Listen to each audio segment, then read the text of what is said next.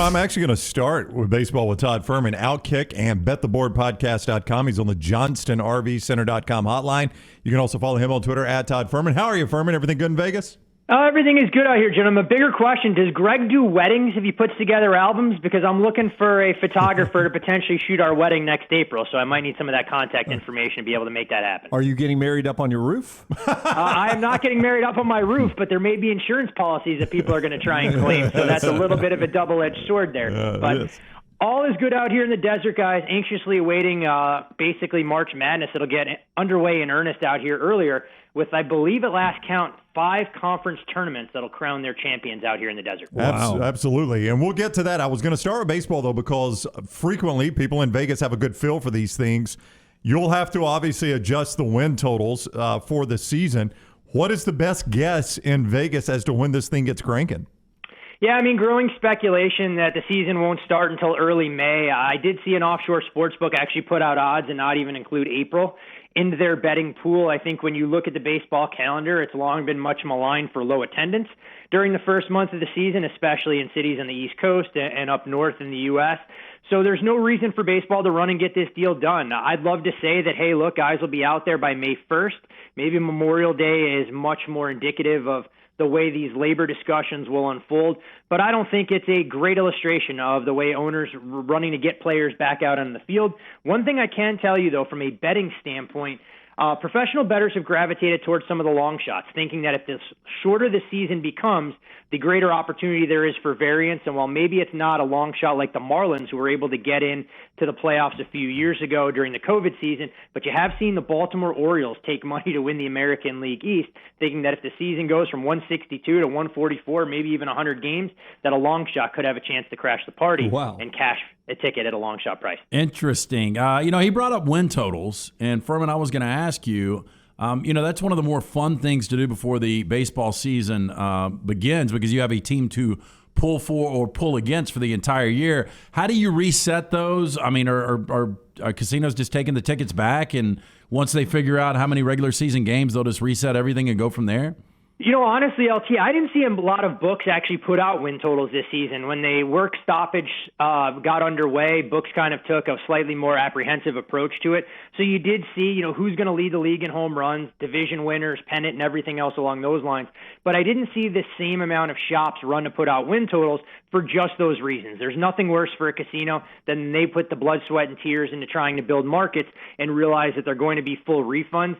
I'd have to imagine there'll be a couple of books if they at least get a 2 to 3 week runway with spring training, knowing what the length of the season would be. But that could be a market that largely becomes an afterthought, despite the increased level of popularity that we've seen for win totals, not just in baseball, but for sports in general over the last 3 to 5 years. Todd Fuhrman is with us from out in the desert, JohnstonRVCenter.com hotline. In college basketball, Coach K's final regular season home game is this week, and then they're off to the ACC and then the NCAA tournament. A lot of people are assuming this Duke team will have a little extra edge come big dance time.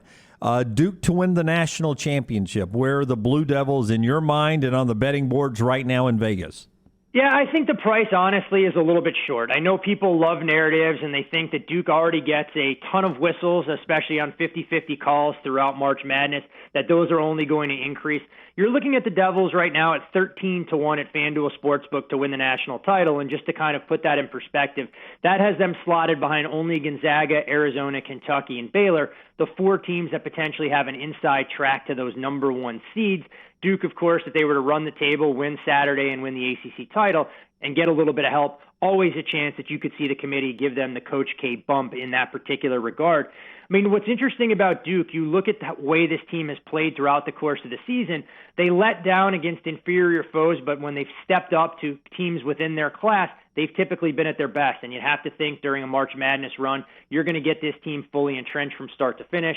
Top 5 in the country in offensive efficiency, outside the top 20 on the defensive side, but no reason to believe that they shouldn't have an Elite 8 or a Final 4 ceiling. I'm just not willing to buy into them as a national championship contender, only because I'm not sure I want to fully sign off on Wendell Moore and Paulo Banchero carrying them through 6 games that'll be required to take care of business. Fuhrman, are you a buyer in Houston? They're 0-3. If you believe in the net, where they are number 4, which is obviously really good, they're 0-3 in quad 1 games. I think last time I checked, nobody else in the top 40 was winless in quad one games.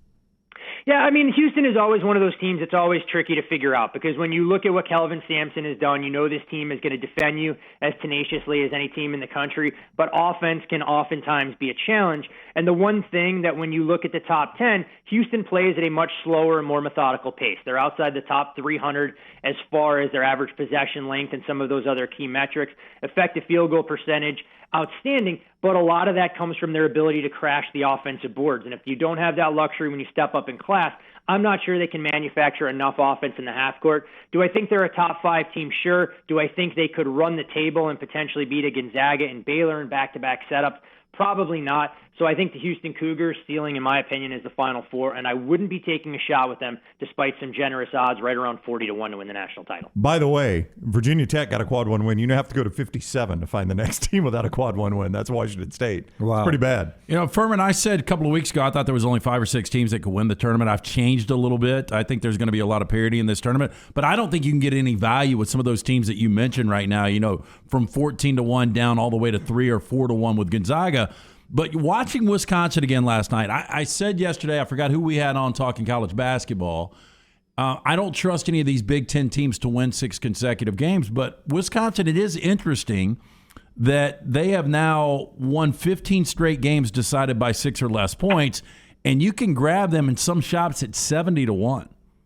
Yeah, I mean, it's always interesting because you look at a team like Wisconsin, and we can even throw Providence in the same bucket. 2 teams that have had a ton of luck and fortune in those tight games late. We know Wisconsin's record, as you mentioned. I'm not sure Coach Gard drew up bank threes in terms of winning the conference championship yesterday against Purdue.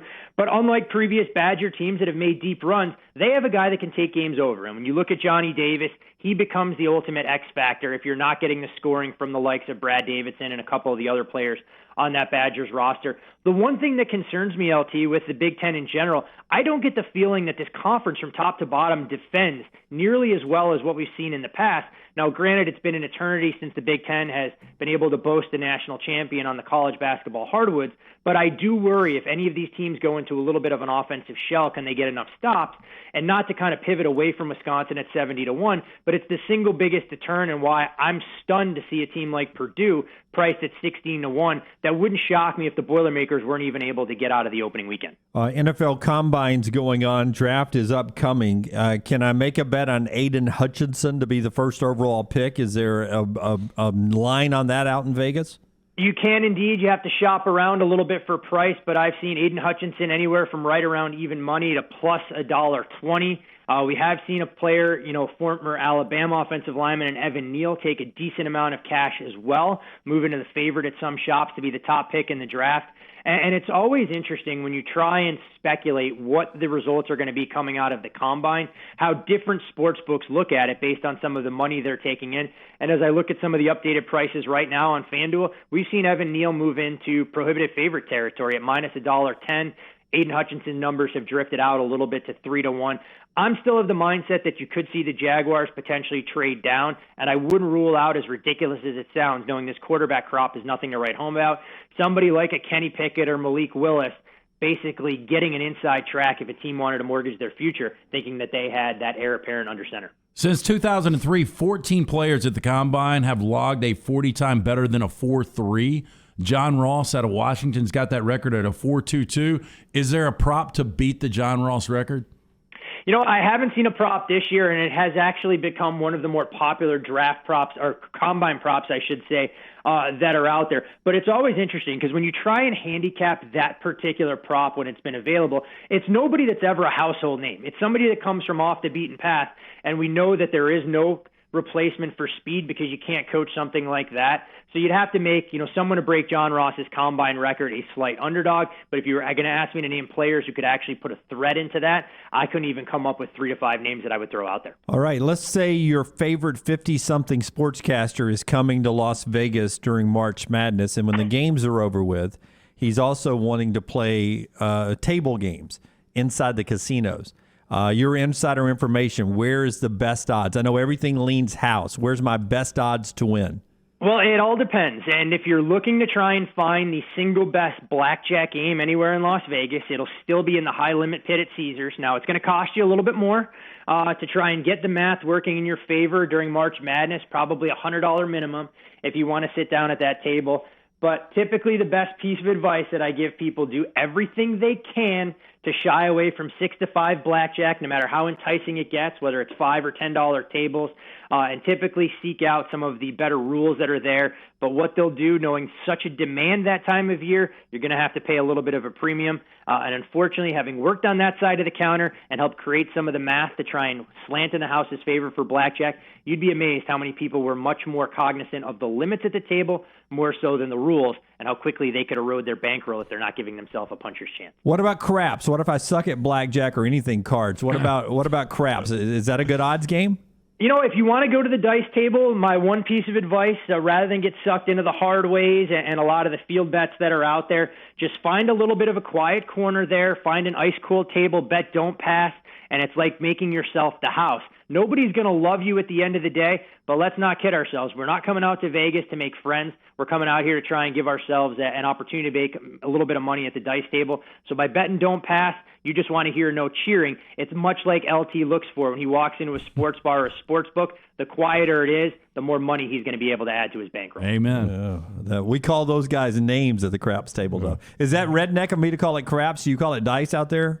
No, we call it craps. Okay. So same way, not redneck at all. The one thing that you will see, though, when you walk through the casinos out here is there's a lot more of a digital component because what the casinos have found is people are, cognizant of the limits. They want to learn dice or they want to play some of the other games. Now, obviously, the math's not going to work in their favor, but you'll find much larger video displays than you would have grown accustomed to even 3 to 5 years ago out here. Blue jean shorts in the pool, yes or no? Absolutely not. If you want to go blue jean shorts in the pool, that's probably better served for Shreveport, Biloxi, and maybe even Tunica. Yes, Todd Fuhrman, the former odds maker at Caesars Palace, at Todd Fuhrman on Twitter, part of Outkick and BetTheBoardPodcast.com. Thank you, Fuhrman. We'll see you next week. Hey, always a pleasure, gentlemen. Enjoy the final weekend of regular season college hoops. You too, buddy. Take care. Fuhrman with us on the JohnstonRVCenter.com hotline.